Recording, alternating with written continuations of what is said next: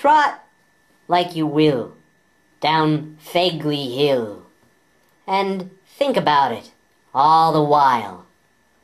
Why do costumes, in and of themselves, still actually exist? The question has been plaguing you ever since you went to the Halloween party last night and realized that your friend Fred wasn't actually a ghost, and your friend Karen wasn't actually a cat, and your friend Alan wasn't actually a magical dragon, and that you never, for one moment, during the whole course of the party, even with all the booze and drugs you consumed, no, you never for one moment slipped in your mind and believed for one single split second any differently. No, you didn't even believe that Bill was a giant tomato, or that Nelson was a vampire, or that Chastity was a princess. That was the case. So you just don't know about costumes. Yes, and trot like you will down Fegley Hill, its moorings all loose from where the grass was rooted to the trees. Remember as you do that the Germans were once quite different than they are today. They used to be diseased as a people, as a country, just like perhaps your own country is now. They were dragging their collective cane. It was a tragic nation. Mustn't let your own nation fall to tragedy. And so, should you find a ragged Tom on your trot, pick it up and bring it to the bogs. We'll have it wind around our legs while we're sat for breakfast, to calm us, because cats are so calming. Yes, yes. Too bad your friend Karen wasn't actually a cat. Too bad the Germans didn't keep cats. You're being treated badly.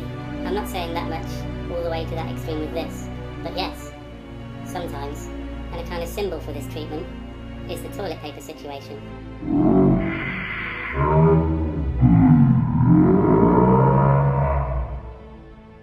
Yes, that's right. That's right, Derek. You got it. I buy all the toilet paper. Never do I not buy all the toilet paper. I never walk in there and see another brand other than the one I buy. I do walk in there though.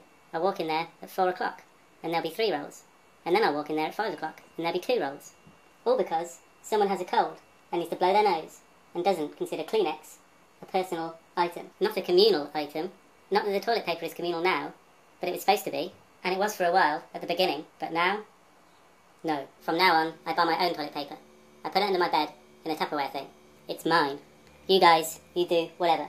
End of discussion. So, you're actually starting a toilet paper war.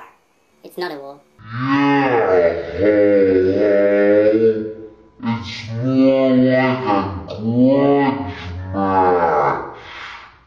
What about when that guy Ned came over to wail on you for having sex with his girlfriend? And who stood up to him and wouldn't let him in? Derek. And who told him that you were an incredibly stupid person and that he shouldn't blame you, but instead blame his girlfriend for being unfaithful to him? I told him that. So don't you think that you actually owe us toilet paper? You never told me I owe you 2 years' worth of toilet paper. I'm telling you now. And you actually owe us 5 years of toilet paper. 5 years.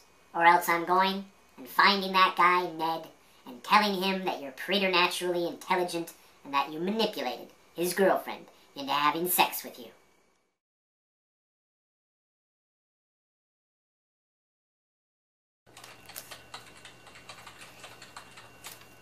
"32. 32. Making jokes with strangers who maybe don't want to laugh along with you. 33. Weeping in the bathroom in the mornings. I can hear you and I get woken up. 34. Ringleted butter dish in the refrigerator belonged to my grandmother. 34A. Nearer butter dish to you when you open the door is the one you should use, yet you avoid it, and I wind up using it while you use my grandmother's. 35. If the bell rings at 3:30 in the morning, do not answer it, and then ask me the next day why your forearms have claw marks on them. 35A. If you are indeed psychic about the varying hours when I get home from the site, so what? It is unsettling for you to open the door and wave just as I arrive. 35B. The other day I noticed no outdoor dust in my bedroom. Is that a hint? 35C. Tell your half-cousin I'm a married man. Part 22. A. Snarling rather than smiling. B. A brief respite from light. 1. Confrontation is not always a bad thing. Just get it out of your system in a drippingly, lovingly, over-enthusiastic, kindly, dog-like fashion toward the other person instead of hiding your feelings, because buried resentment always irradiates. This same theorizing is also the route to world peace, by the way. 2. In answer to your question of Thursday, January 5, 2:04 p.m., I'd rather not talk about it with you standing there. 3. In this calendar you've invented, have you left any room for a day I've invented? A day I call Weth Ma Tu Sunday. 4. T for 2 is not quite the same since we can't break the rule with Hadley having left the house. Mind if I eat this? Part 23. A. Skip. Capital A, lowercase a. This would all be easier if we could convince the landlord of a calico. B. Etiquette near the back door. 1. No opening the refrigerator if I'm standing there talking. 2. The area is to be kept clear of shoes. 3. The area is to be kept clear of bottles. 4. The washer door needs to be swung lightly. I fear its glass cracking against the back door. 5. The small windows in the back door give me the spooks. What if you were using the sink and someone appeared at them? Part 24. Did you hear that? Oh. Did you hear that? Shh. There's a woman whispering my name at the front door. Westphalia, Ashoka, Ramla, Lambeth, Wallingford. Whatever. Now, to the door. Green triangle, whiskered. Plus, she had 3 rings representing the first 3 months of the year: January, February, and March. Now stop. Turn your head left. What's in your eye? Flatmates, we call us here in England. Right. Each of her fingers had a ring, each ring representing a day of the week. A Monday, Tuesday, Wednesday ring, and so on. Fingers. With all these rings, she would always remember these days and these months. Open it.